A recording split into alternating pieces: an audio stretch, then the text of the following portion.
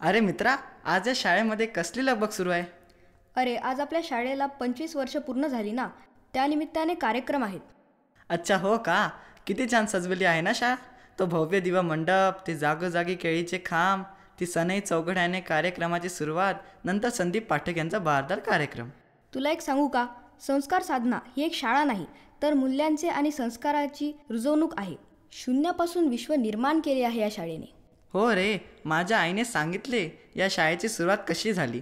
ती म्हणाली, आजपासून ठीक 25 वर्षापूर्वी या शाळेचे संस्थापक अध्यक्ष श्री कानेट सर व त्यांच्यासोबत असलेल्या 8 विद्यार्थीच्या मनात विचार आला, देशाला स्वातंत्र्य मिळून 50 वर्ष पूर्ण झाली, पण आजही माझा देश मागास आहे. यामागचं कारण म्हणजे शिक्षण नसणे, आणि म्हणून आम्हाला या भागातील मुलांना दर्जेदार शिक्षण द्यायचं आहे आणि संस्काराची रुजवणूक ही करायची आहे. आणि म्हणून 9 ऑगस्ट 1999ला संस्कार साधना शाळेची सुरुवात झाली. अशा पद्धतीने शाळा सुरू झाली.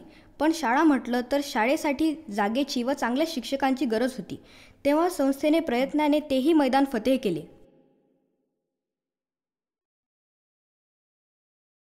मित्रा, शाळा तर सुरू झाली, पण आता ऑगस्ट महिन्यामध्ये विद्यार्थी कुठून आणायचं हा प्रश्न होता. मग श्री कानेट सर, शाळेचे मुख्याध्यापक व शिक्षकांनी आजूबाजूच्या गावात जाऊन पालकांना आपल्या शाळेचे महत्त्व पटवून दिले. तेव्हा बऱ्याच पालकांनी आपल्या मुलांना शाळेत टाकले व मुलांची शाळा सुरू झाली. मित्रा, मला सांगायला अभिमान वाटतो की आम्हाला शिकवायला असणाऱ्या प्रत्येक शिक्षकाने फार मायेने शिकवलं. आम्ही चुकलो तर कधी समजावलं, कधी रागावलं, पण शिस्तीने राहायला शिकवलं.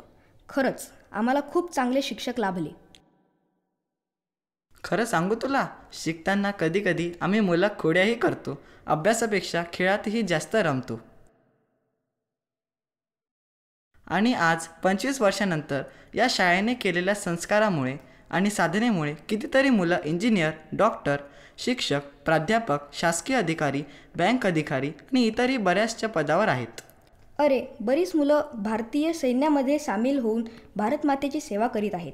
महाराष्ट्र पोलीसमध्येही बरेच मुलं आपल्या राज्याच्या रक्षणासाठी आहेत. आपल्या शाळेमुळे ते जीवनात यशस्वी होऊ शकले.